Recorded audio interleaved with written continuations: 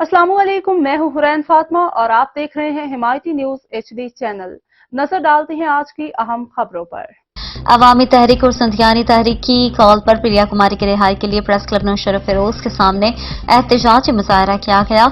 एहतजाजी मुजाहरे की क़यादत हुसैन सुमरो, सरवर सिंधी, सतार उमरानी, मुनव्वर अलमानी, जावेद भरत सिंधी तहरीक की रहनुमा जीनत अलमानी, सिंध सोबेता फहमीदा सुमरो, सनोबर सिंधिया ने की।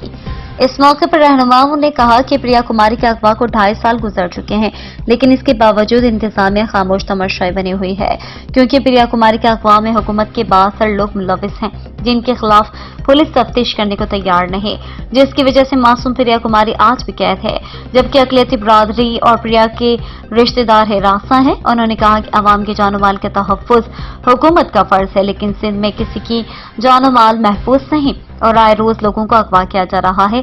इनका कहना था कि सिंध में ये सूरत हाल हाथ से पैदा की गई है कि ताकि बदअमनी के नाम पर हजारों एकड़ अराज़ी पर कब्जा किया जा सके।